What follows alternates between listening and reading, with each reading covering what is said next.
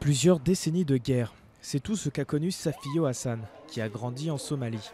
Avec son mari sans emploi, cette mère de 6 enfants, tous inscrits à l'école, n'a jamais fait appel à l'aide humanitaire. Elle vit grâce à l'argent envoyé depuis l'étranger par son beau-frère, exilé depuis 20 ans aux États-Unis.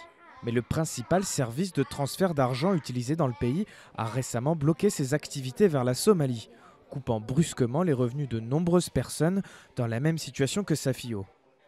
Nous avions l'habitude de recevoir de l'argent tous les mois depuis les États-Unis pour payer les frais de scolarité des enfants et acheter de la nourriture. Mais maintenant, nous ne touchons plus d'argent et donc nous demandons au gouvernement américain et somalien de coopérer afin de lever ce blocage. Selon l'ONG ADESO, la banque américaine Merchants of California gère près de 80% des quelques 200 millions de dollars envoyés chaque année en Somalie depuis les États-Unis. Dans un pays privé de système bancaire digne de ce nom, le transfert d'argent est l'un des seuls moyens légaux dont dispose la diaspora somalienne pour envoyer de l'argent.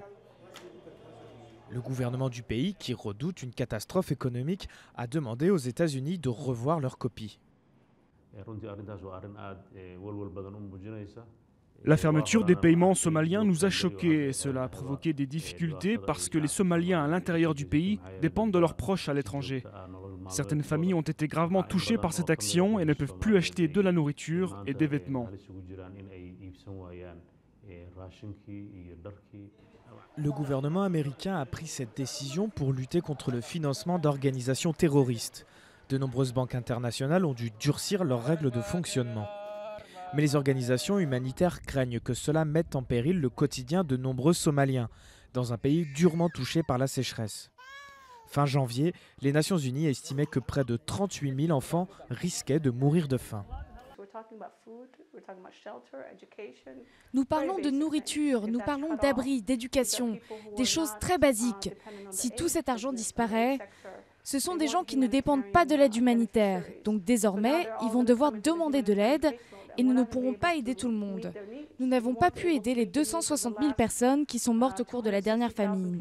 C'est une catastrophe. Depuis plusieurs années, la Somalie essaye de se reconstruire. L'assèchement des flux d'argent venus de l'étranger pourrait finir par asphyxier l'économie déjà très fragile du pays.